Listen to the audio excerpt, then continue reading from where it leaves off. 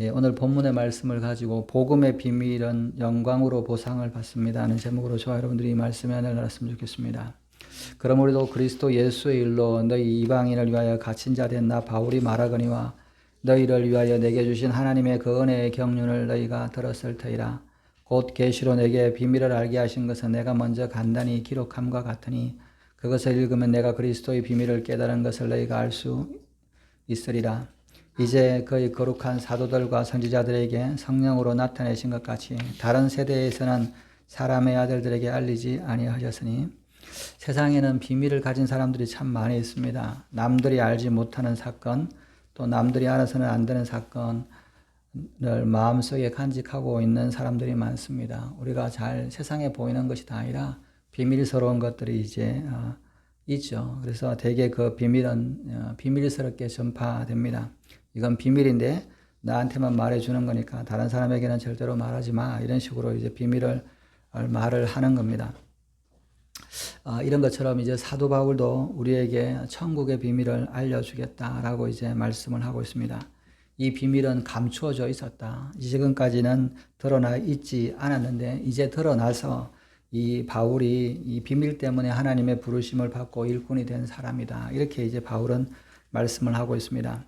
하늘의 비밀, 하늘의 신비스러운 사건 때문에 이 바울이 하나님의 부르심을 받았다. 그리고 이방인을 위해서 스스로 갇힌 자가 되었다. 이렇게 이제 말씀을 하고 있습니다. 1절에서 갇힌 자라는 말은 우리가 바울이 너무 이렇게 여상스럽게 나는 갇힌 자다. 나는 스스로 갇혔다. 이렇게 하니까 참 멋있어 보이는 것처럼 우리가 하잖아요. 갇힌 자 됐다. 그런데 사실은 이 갇힌 자라는 것은 죄인을 이야기를 하는 것이죠. 죄의 수라는 것은 모든 활동에 제한을 받습니다. 옷도 마음대로 입을 수 없고 자고 싶은 대로 잘 수도 없습니다. 가끔 이렇게 그런 분들 있더라고요. 감옥에 가면 먹일 거 주고 입을 거 주고 그냥 일도 안 하고 얼마나 좋냐 이렇게 말하는 사람도 있습니다. 그러나 사람이 자유가 없다. 그죠? 내가 계속 마냥 누워 있는 것이 아니라 시간 돼서 일어나야 되고 내가 원하지 않는 시간에 일어나야 되고 원하지 않는 시간에 밥 먹어야 되고 원하지 않는 시간에 자야 되고 움직일 수 없고 명령대로 살아야 된다는 것이죠. 그것은 참 쉽지 않은 것입니다.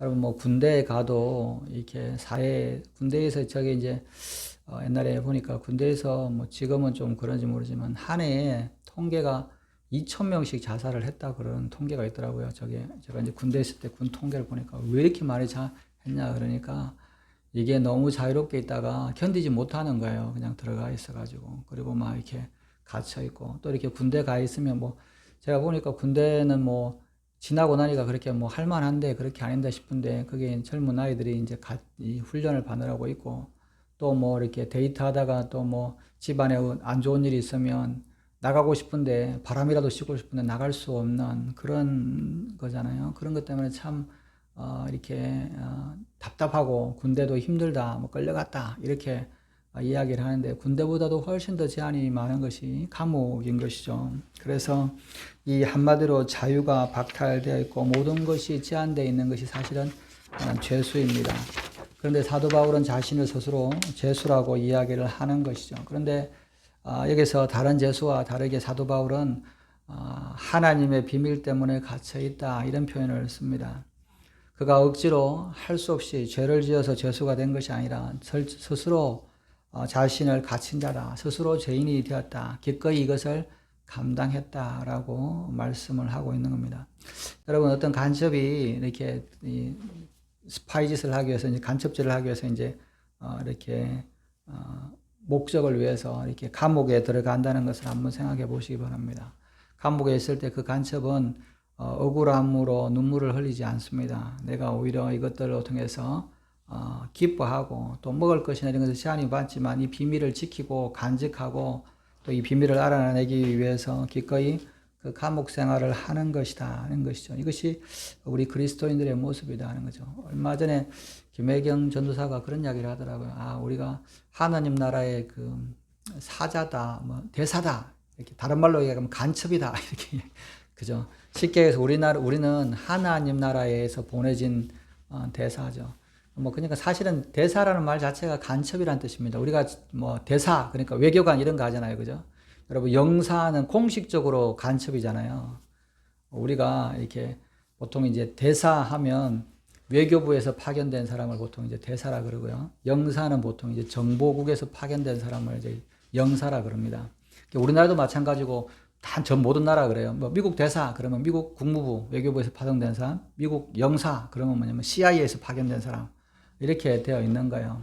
근데 이제 대사는 이렇게 폼 잡으면서 정보를 수집하는 간첩, 영사는 조금 더 은밀하게 하는 것. 또 이제 이거 둘들은 그래도 드러나 있어요. 근데 뭐냐면 드러나지 않는 이렇게 블랙 요원이라고 이야기하죠. 그런 사람들이 있죠. 사실은 그런 사람들은 다 외교관 신분을 가지고 있습니다.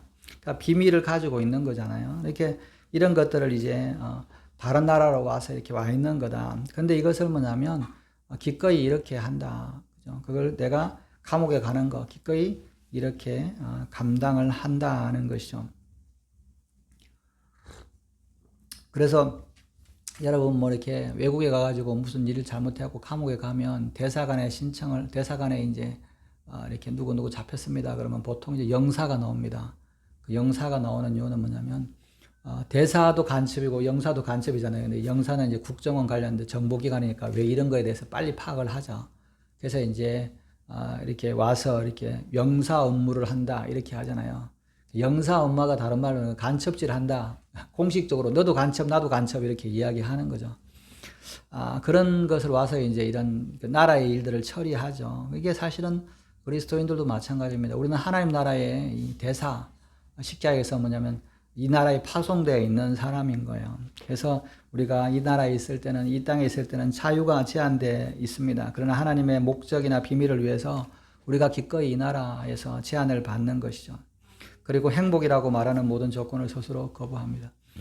여러분 대사나 영사가 되면 뭐 이제 뭐 선진국 이런 데 가는 것도 있지만 저기 아프리카 막 이런 데 막 가서 있잖아요. 뭐 더운데 이렇게 가 있고 또 뭐 시간으로 몇 시간 가는 아프리카에 뭐 대사관에 있으면 거기서 대사관을 지키고 하는 일도 없다는 거죠. 저희 이제 우리 시찰 목사님 아들이 이 외교관을 하는데 케냐에 있는 한국 대사관에 행정적 직원으로 이제 가서 거기서 근무를 한 거예요. 가는데 한 3일 걸린다 그래요. 가는데 3일 가면 하는 게 할 게 없어. 그죠? 동네 아들하고 공차는 것밖에 놀이갈 소리가 하나도 없다는 거죠. 그래서 이제 공차다가 다리를 다쳤는데 거기서 치료를 못 해가지고 한국까지 와가지고 이제 수술을 하더라고요. 그러니까 그런데 왜 가냐? 내가 물론 이제 돈을 벌려고 그러지만 대사관 업무 때문에 가 있는 거잖아요. 그렇게 여러분 대사관을 세우는 것은 비용이 굉장히 많이 들잖아요. 여러분도 이 땅에 여러분들이 사는 것에 대해서 하나님도 빨리 여러분들을 데려가고 싶지만 이 땅에서 살게 하시는 이유는 뭐예요? 목적이 있다. 그래서 이 목적이 뭐냐? 왜 그리스도인들은 이 스스로 제한된 삶을, 자유가 박탈된 삶을, 천국 가면 얼마나 좋겠습니까? 그런데 이 땅에서 기쁘게 받아들이고 사느냐 하는데 그 목적이 뭐냐, 그 비밀이 뭐냐라고 할 때 사도 바울은 이 비밀을 나는 깨달았다 이런 표현을 씁니다. 복음의 비밀이 있다. 하나님께서 나를 이 땅에 종으로 일꾼으로 부르셨는데 나는 이 복음의 비밀을 깨달아서 이것을 기꺼이 스스로 죄수가 되었다, 갇힌 자가 되었다는 겁니다. 그래서 이 사도 바울은 이 비밀, 하나님의 비밀을 이제 자기가 가지고 있다라고 이야기합니다. 그리고 이 비밀 때문에 스스로 모든 것을 포기했고 자유도 포기했고 세상의 모든 환상과 꿈과 성공을 포기하고 갇힌 자가 되었던 것이다 라고 이제 말씀을 하고 있습니다. 이것이 복음을 가진 사람의 모습입니다. 감옥 안에 있는 사람이 감옥 밖에 있는 사람에게 할 말이 있는 것, 이게 복음입니다. 여러분 죄 지은 사람이 뭐 밖에 있는 사람, 감옥 교도소에 있는 사람이 이게 뭐 편지를 써가지고 세상 감옥 밖에 있는 이 사람들 똑바로 살아라 이렇게 하면 비웃음이 되잖아요. 그러나 복음 때문에 감옥에 있으면서도 내가 똑바로 살아라고 말할 수 있는 거예요. 그죠? 여러분 뭐 바울이 편지를 쓰면서 감옥에서 편지를 쓰면서 다 편지받는 사람이 지나 잘하지 감옥에 가 있는 주제에 누구 보고 잘 살아라고 이렇게 하냐라고 말할 수 없을 것 같은데 바울은 그게 말을 할 수 있다는 겁니다. 왜냐하면 복음 때문에 갇혔기 때문에 그렇다는 것이죠. 너희를 위하여 내게 주신 하나님의 그 은혜의 경륜을 너희가 들었을 터이라. 오늘 말씀해 주면 내게 주신 하나님의 그 은혜의 경륜이라는 표현을 씁니다. 이 경륜이라는 단어는 우리가 이제 뭐 계획이다 이런 이제 이런 뜻으로 이제 쓸 수 있지만 사실은 이 경륜은 계획이라기보다는 조금 더 이렇게 여러 가지 의미로 씁니다. 우리가 이제 경륜이라는 말을 뭐 이렇게 잘 모르잖아요. 이 단어를 좀 이렇게 정확하게 경륜 하나님은 무슨 계획 같은데 이게 정확한 의미가 뭘까를 좀 잘 이렇게 헷갈리죠. 이게 뭐 뜻인가 보다 이렇게 생각하는데 영어로는 이제 이것을 세 가지 정도로 이렇게 경륜을 이렇게 성경마다 좀 다르게 번역합니다.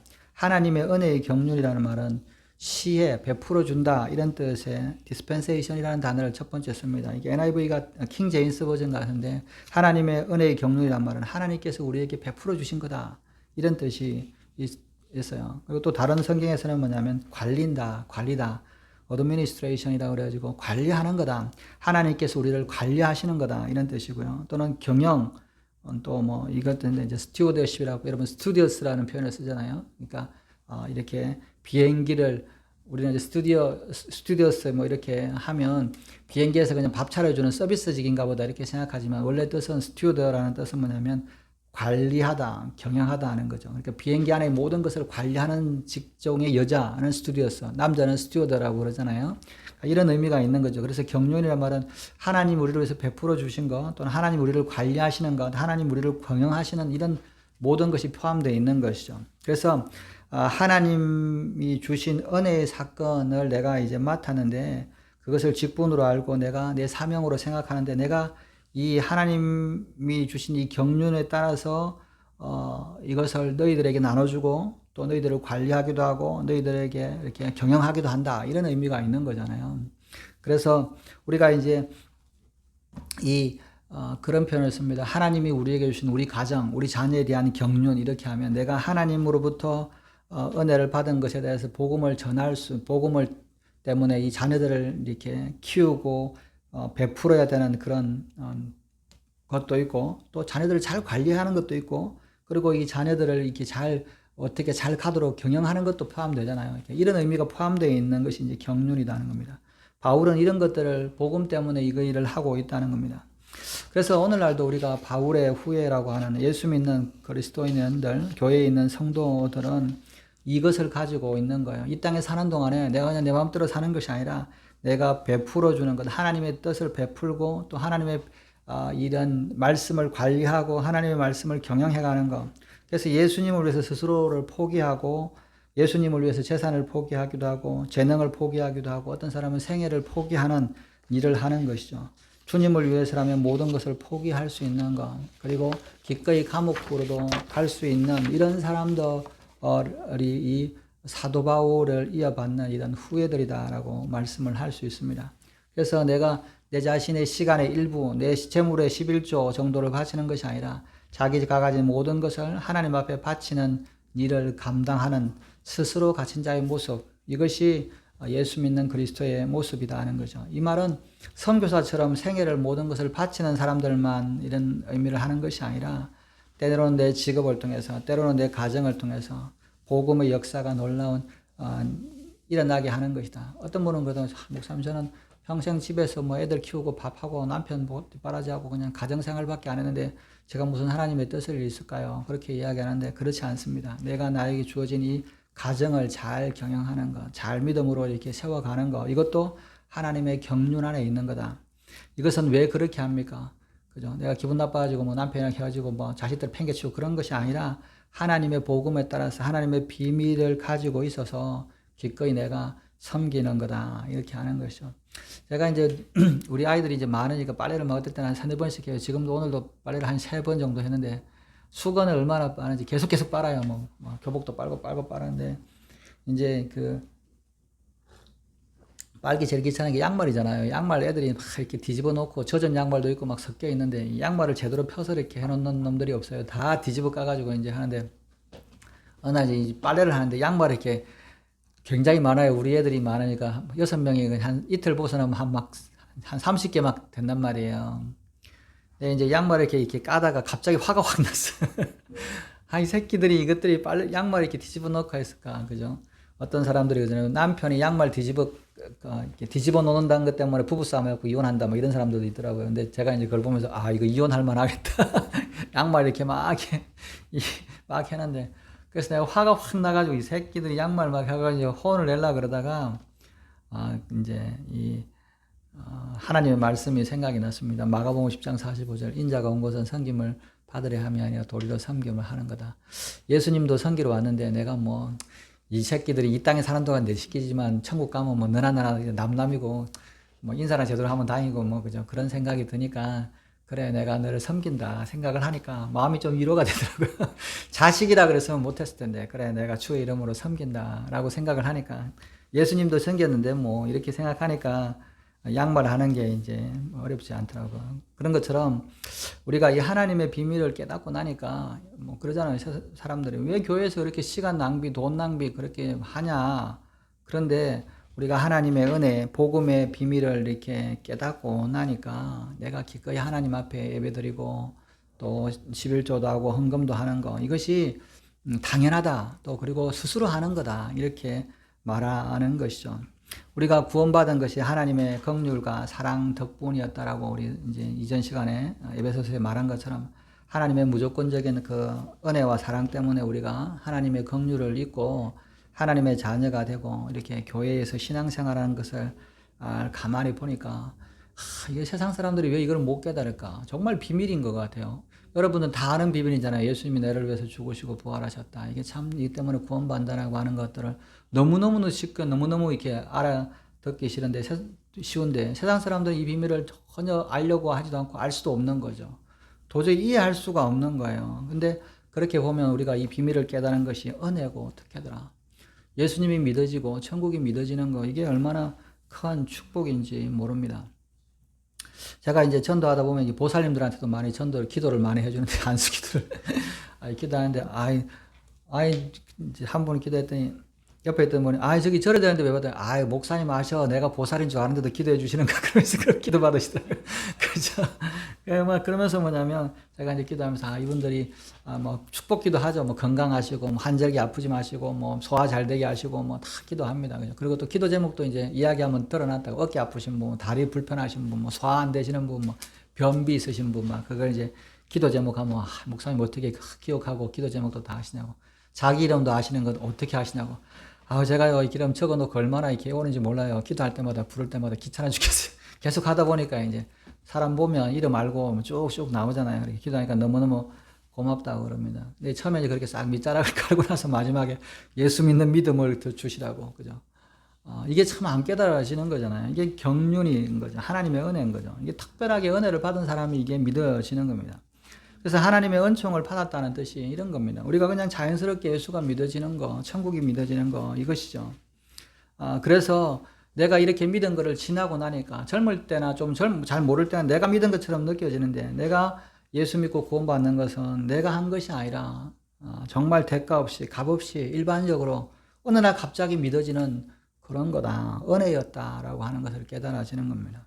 너무너무 이게 안 받아들여지는 거잖아요. 두 번째로, 이 비밀은 계시로 알려준다. 이 계시로 알게 해주신다는 뜻은 뭐냐? 하나님의 은혜의 사건, 하늘의 비밀의 사건은 내가 깨달을 수 없는 사건이다. 즉, 예수님이 내 죄를 위해서 죽으시고 부활하셨다는 것은 내가 스스로 깨달아질 수 있는 사건이 아니더라고요. 지금 저희들이 여러분들 보니까, 이거 다 뭐 스스로 깨달아진데 왜 못 깨달아져? 막 그러지만, 지나고 가만히 보니까 사람들이 그렇게 똑똑한 사람이고 뭐 지혜로운 사람도 이렇게 못 깨달아지는 거 보니까, 이거는 내가 깨달아진 게 아니구나. 인간의 지혜나 총명이나 철학이나 어떤 묵상이나 또는 선을 통해서 이것이 깨달아지는 것이 아니라, 이 하늘의 비밀이 계시로 깨달아지는구나. 하나님이 보여주셔야 되는구나.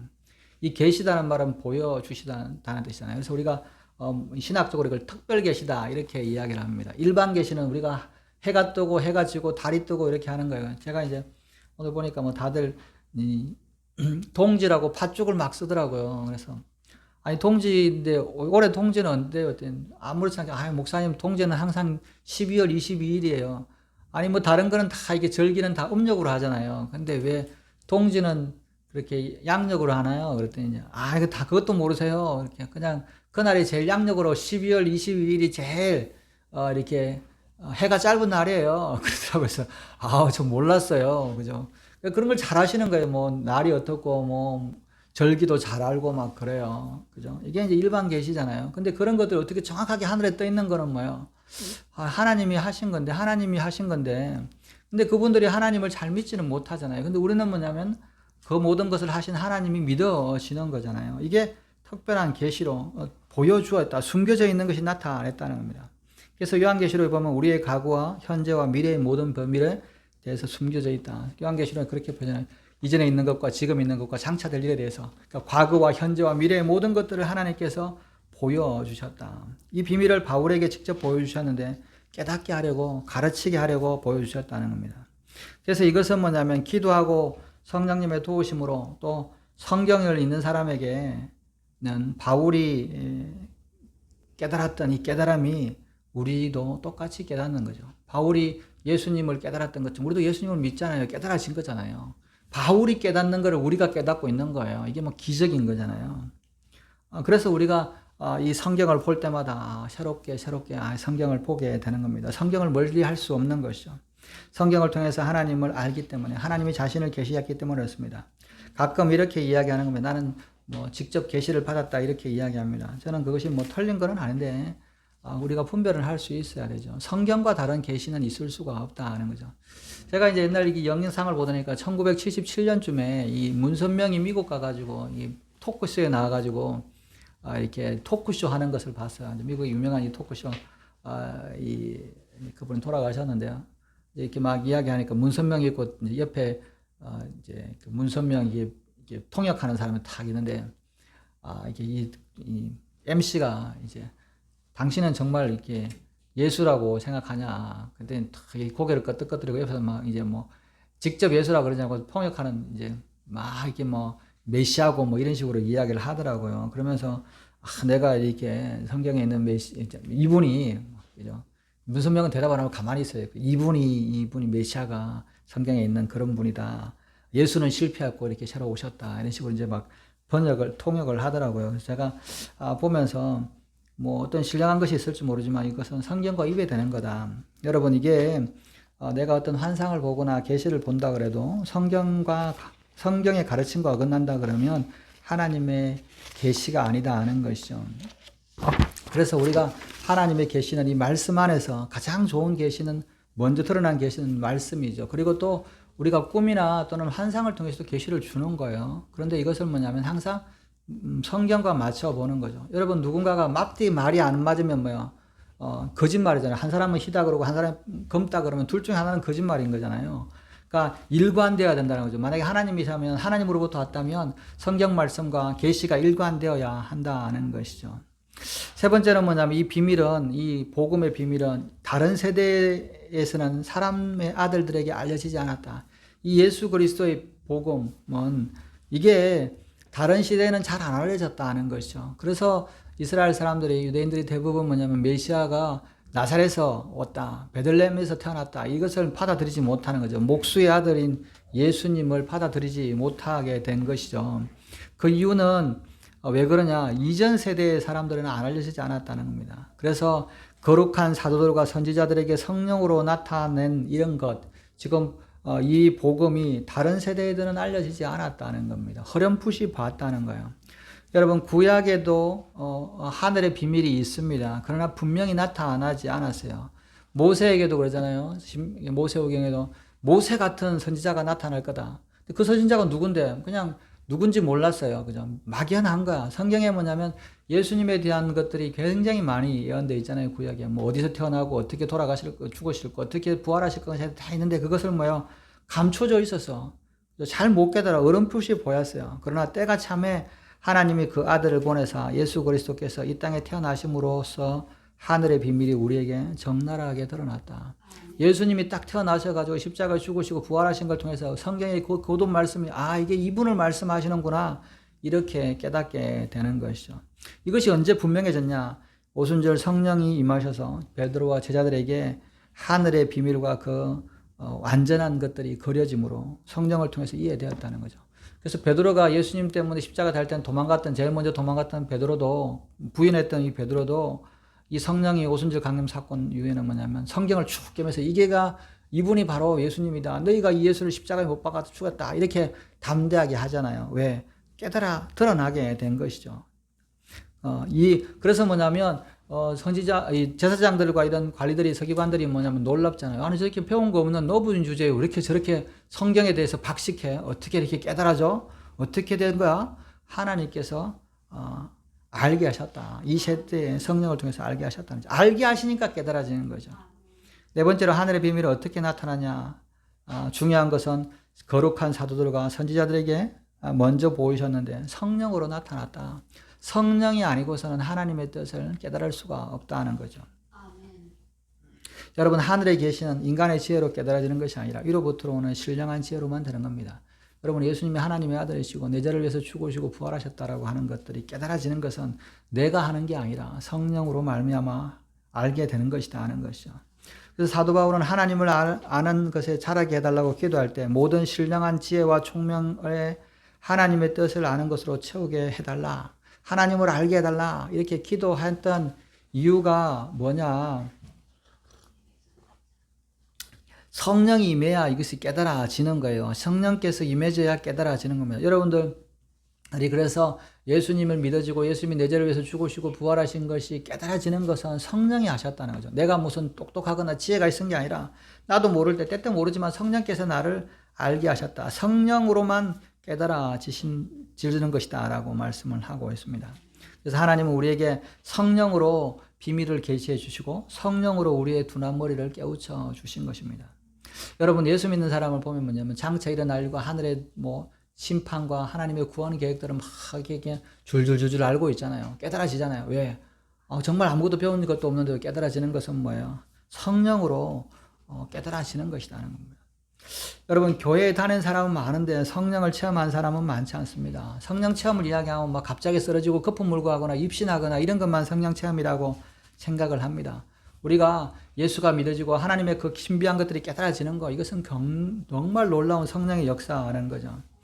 여러분, 성경을 읽는 사람은 많으나 성경의 뜻을 성령으로 이해하는 사람은 생각보다 많지 않습니다. 제가 이제 우리 시찰의 목사님 중에 한 분이 뭐냐면 목회를 30년 하는데 딱 와가지고 어느 날 딱 와가지고 목사님들 착 앉아있는데 와가지고 참 내가 요즘에 성경 공부를 하고 있는데 이거 배우면 참 좋다. 내가 지금 거기서 강의도 한다. 내가 새로운 걸 깨달았다. 그래서 뭔가 했더니 뭐 이렇게 이해실 사무에 성경이 읽어지고 그 세미나 강사가 됐다는 거죠. 그러면서 한다는 말이, 야, 이 성경이 역사적인 거더라. 역사적인 것들이 있더라. 근데 그 듣고 있던 모든 목사님이 뻥 짜가지고, 아니, 목회를 30년 했는데 성경이 역사적인 게 아니라는 걸, 이게 성경이 그냥 뜬그름 역사하고 따로 있는 것처럼 그렇게 알고 어떻게 목회를 했냐고, 어떻게 사람들을 가르쳐 줬냐. 그죠? 다행히 뭐 늦게라도 이렇게 성경이 읽어지니까 다행이지. 그죠? 성경도 안 읽고 그러면 성경도 안 읽어주고 그냥 알지도 못하게 이렇게 전했냐. 그러니까 하도 의의가 없으니까 목사님들이 이게 가만히 아무 말 안 하고 나오고 나서, 참 저렇게 목회를 저렇게 이제 끝날 때 되는데 저런 말을 하면서도 부끄러운 줄 모른다. 그런 이야기를 나누게 되는 것이죠. 이게 성령이 아니고서는 사실은 하나님을 잘 깨닫지 못합니다. 그리고 성령이 아니고서는 아무도 예수님을 그리스도라고 시인할 수 없다는 겁니다.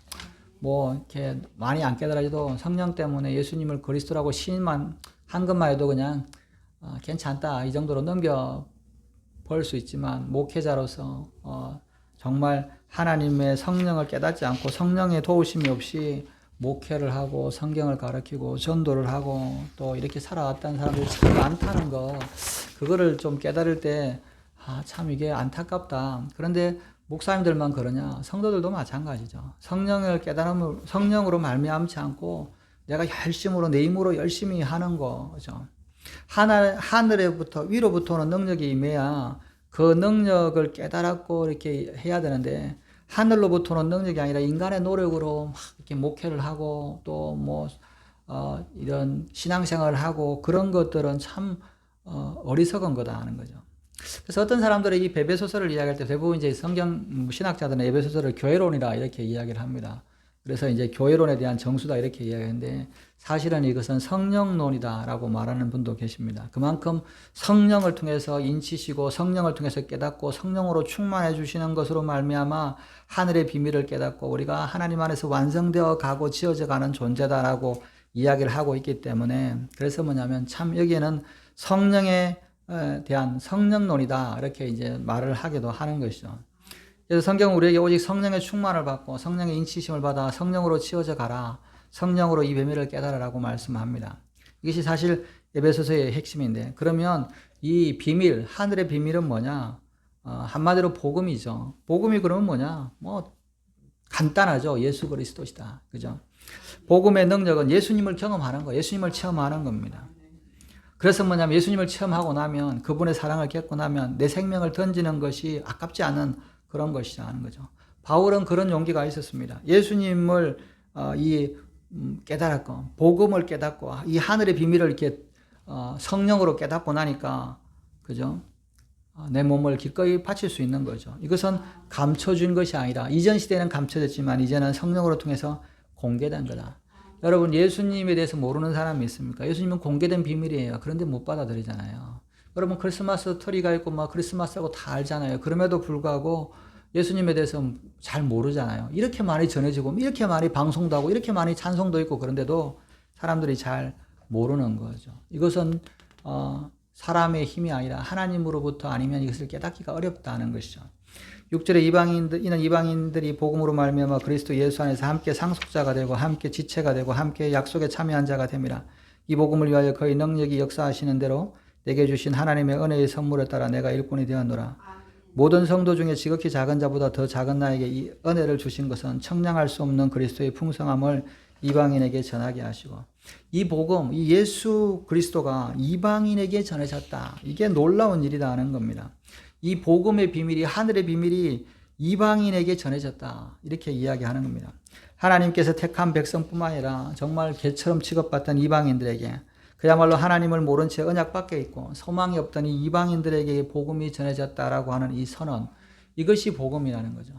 내가 유대인이 아니고 이스라엘 사람이 아님에도 불구하고 예수님을 믿을 수 있다는 것, 하나님의 자녀가 되었다는 것, 이스라엘 백성이 되었다는 것, 혈육이 아니라 영으로 되었다는 것을 깨달아지는 것이죠. 여러분 이게 그렇게 우리는 심각하게 다가오지 않을지 모르지만 여러분 성경 시대에 이 바울 시대로 돌아가 보면 아주 이건 심각합니다. 여러분 바울이 살던 말씀을 전할 때는 성전에 이방인은 들어갈 수가 없었어요. 이방인은 성전 바깥에 성전 뜰에 이방인의 뜰이라고 따로 있었어요. 여러분 우리나라 최초의 교회가 이제 소래교회인데요.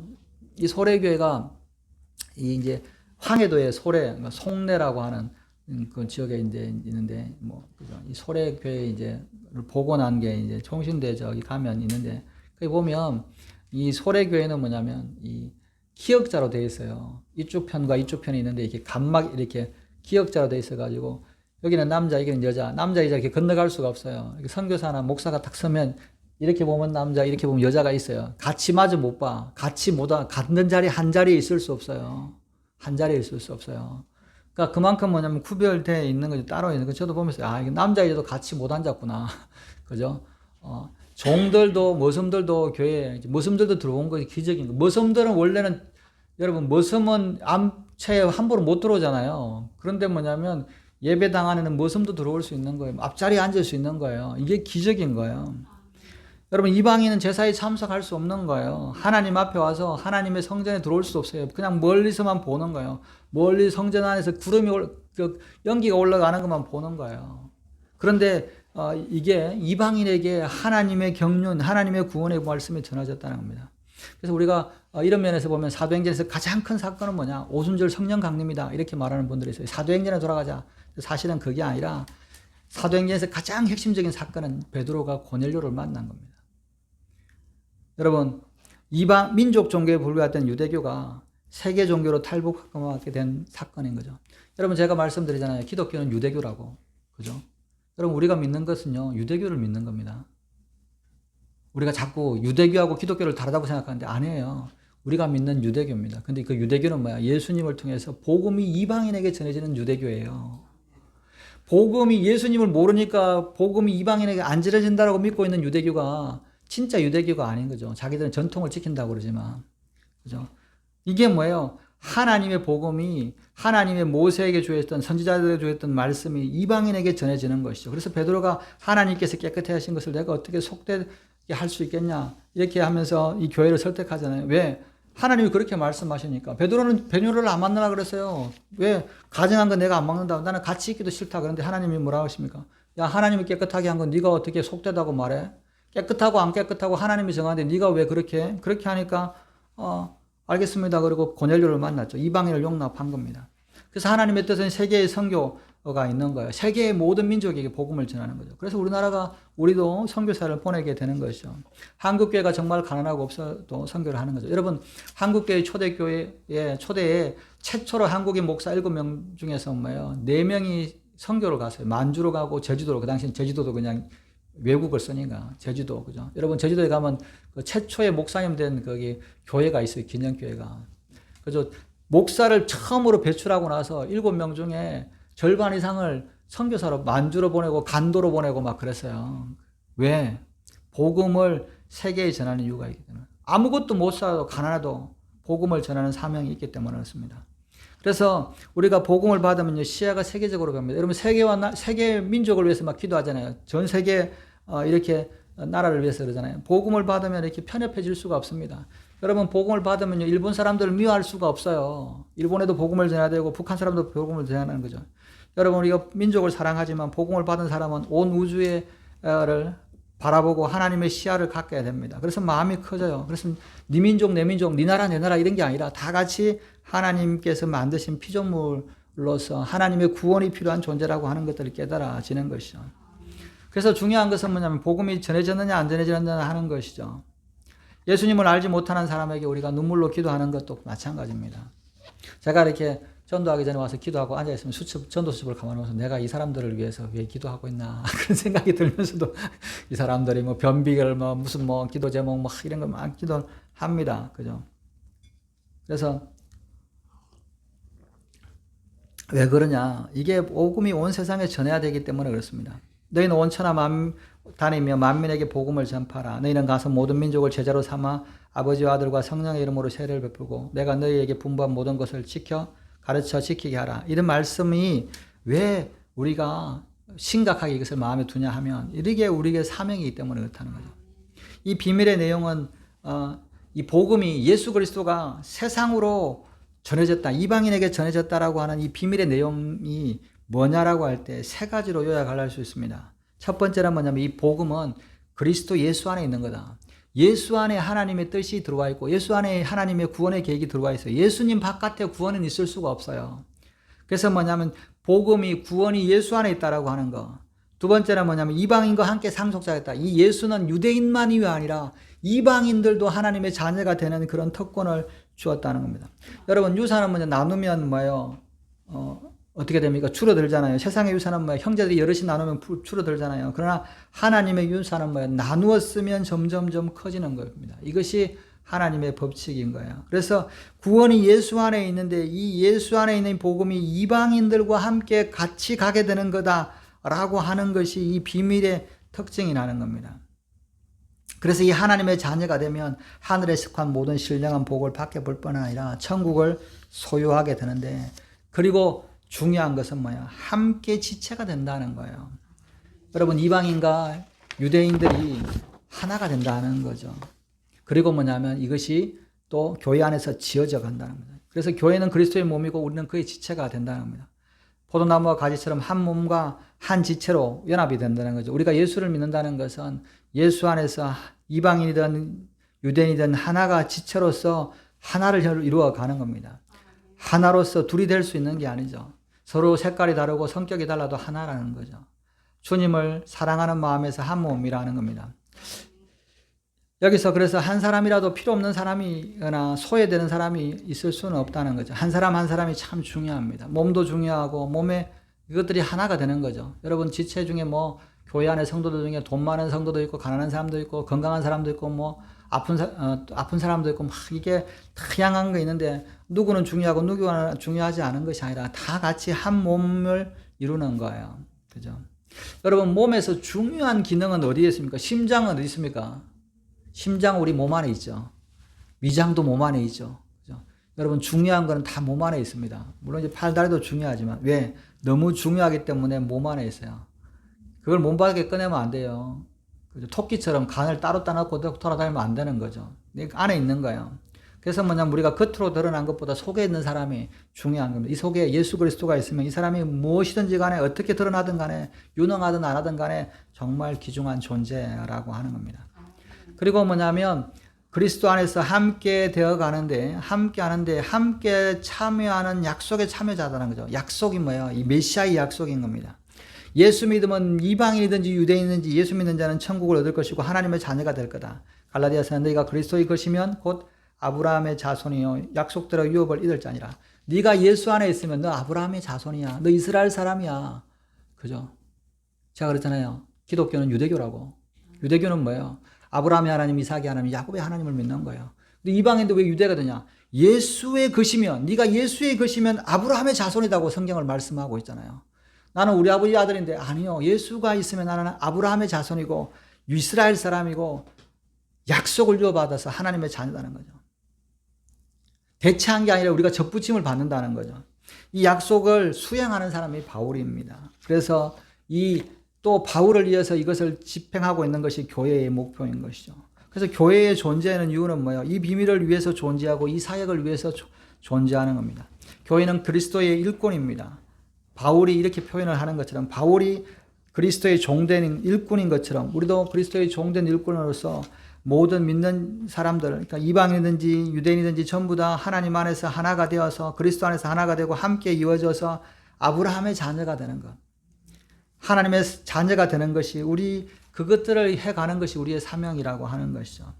그는 하늘에 자신의 바울은 이렇게 이야기합니다. 함께 상속자가 되고 함께 지체가 되고 함께 약속에 참여하는 자가 되는 축복을 위해서 나는 일꾼이 되었다라고 합니다. 일꾼은 다른 말로 이야기하면 종이죠. 예수님도 성경을 받으려 함이나 도리어 섬기라 한다고 말씀하셨습니다.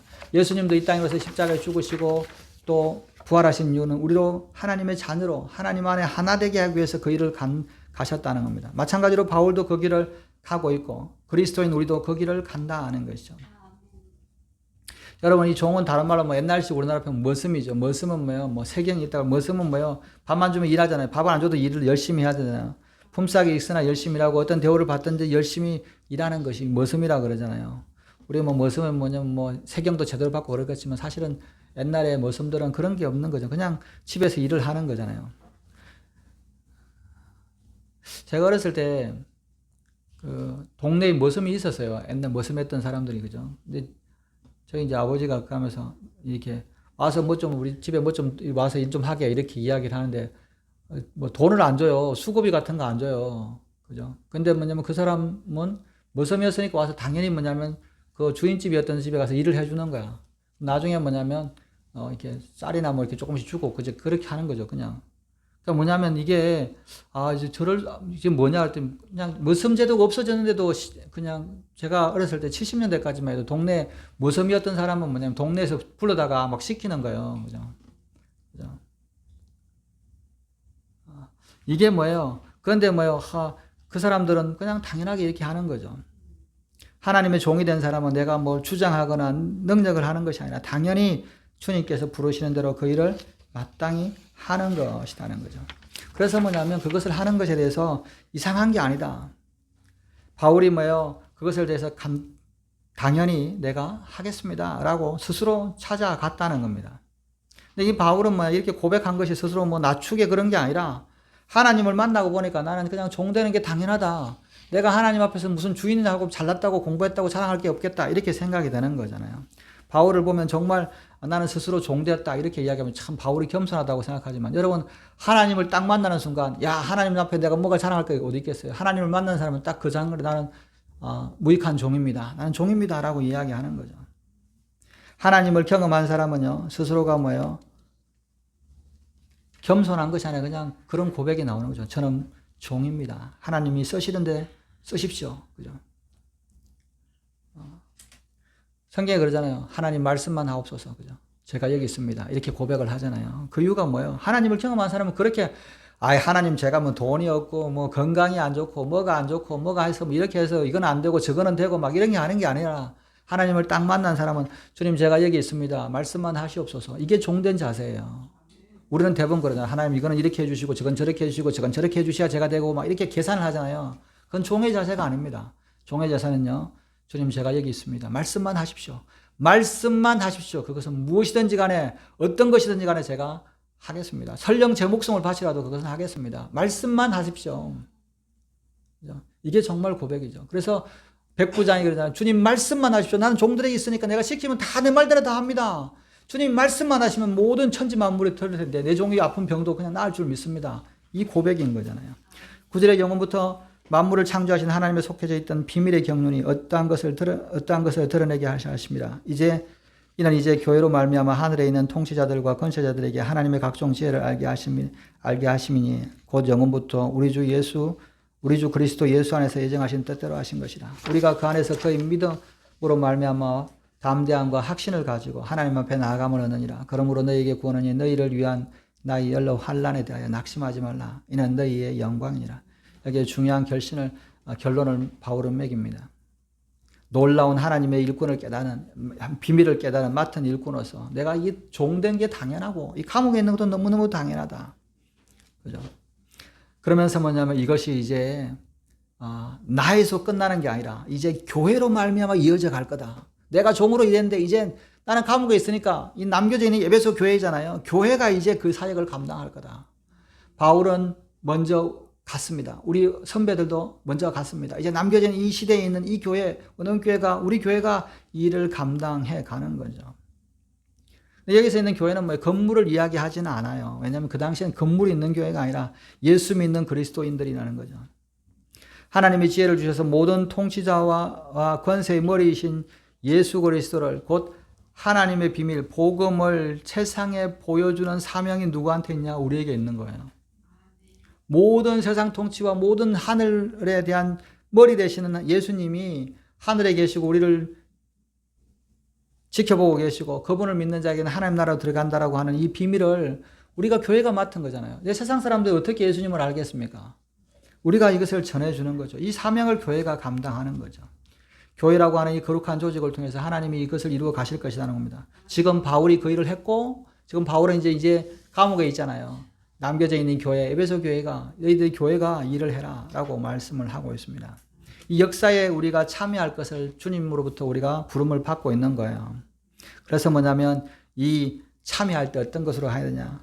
우리가 그 안에서 그를 믿음으로 말미암아 우리가 예수 안에서 예수를 믿음으로 말미암아 담대함과 확신을 가지고 하나님 앞에 나아간다. 예수 믿는 사람은 담대해요. 확신이 있어요. 천국에 대한 확신이 있어요. 그러니까 당당한 거예요. 예수 믿으면 천국 갑니다. 하나님이 당신에게 함께 하실 겁니다. 그죠? 그리고 하나님 앞에 나아가는 겁니다. 성도들은 이런 자세가 있어야 되는 거죠. 야, 집불도 없는데 왜 이렇게 당당해? 그죠? 아니, 집불도 없어도 당당해. 왜? 그리스도 안에서 내가 그리스도를 믿음으로 담대하기 때문에 하나님의 권능이 나에게 있기 때문에 세상을 향해 사탄을 향해 담대하게 나아갈 수 있는 겁니다. 여기 또 다니다 보니까 귀신 들린 사람이 참 많아요. 제가 목사님 제가요 귀신의 소리를 듣고 있거든요. 예. 그죠. 그런데 아이고, 어떡합니까? 귀신 들려서 큰일 났네요. 그런 게 아니라. 그러냐고. 예수 이름을 떠나가라고, 그죠. 당당한 거예요. 목사님, 제가 어디 아픈데, 제가 기도한다고 낫겠습니까? 그런 게 아니고, 그냥, 기도하는 거죠. 그죠. 예수 이름으로 나으라고, 그죠. 속으로는 그래요. 이게 좀 기도해갖고 나으려나, 언제 나으려나, 그렇지만. 기도하는 거잖아요. 왜? 담대한 거예요. 그죠. 소심하면 안 되겠더라고요. 이거 소심하면 안 돼. 불교신 보살님한테도 기도를 하고 스님한테도 기도해야 돼. 소심하면 이게 진짜니까. 여러분 우리가 예수 믿는 것 때문에 고개 떨구지 마십시오.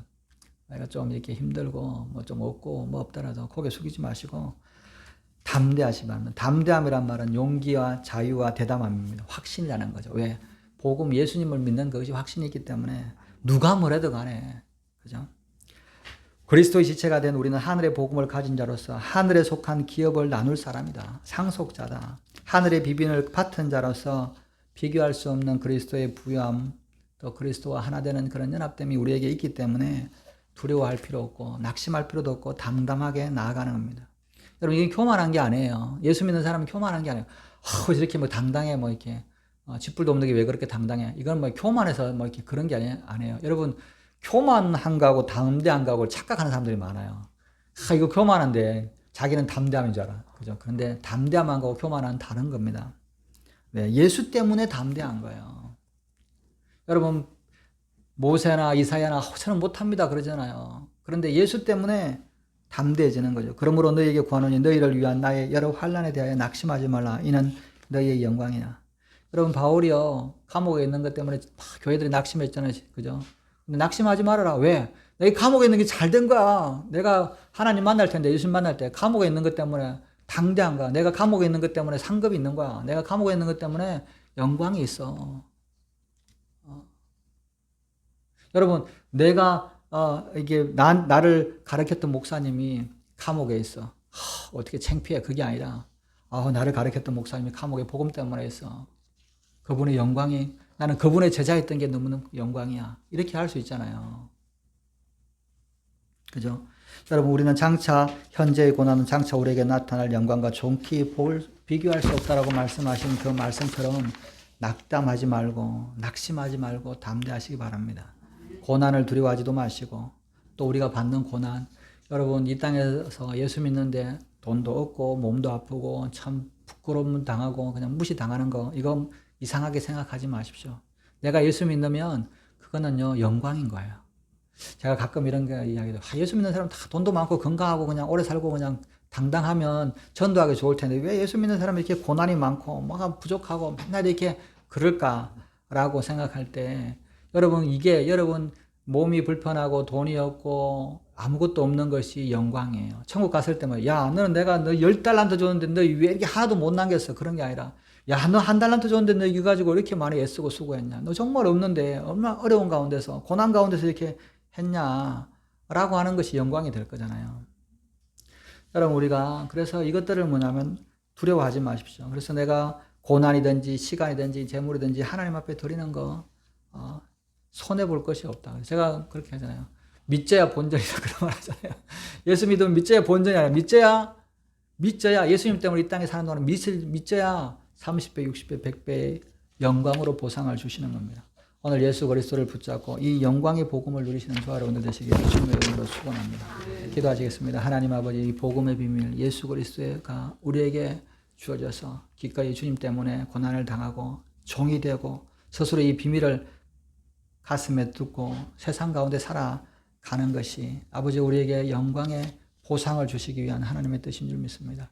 우리가 이 땅에 사는 동안 조금 부족하고 또 물질이 없고 건강이 없고 또 세상 가운데 자랑이 되지 못할지라도 오늘 우리 속에 예수 그리스도가 있음으로 말미암아 이 모든 것을 통해서 하나님 앞에 영광이 되는 줄 믿습니다. 오늘 이 비밀을 누리고 살아가는 저희를 되게 하여 주시옵소서. 감사하며 이 모든 말씀을 우리 구주 예수님의 이름으로 기도드렸습니다. 아멘. 542장 찬양하시겠습니다.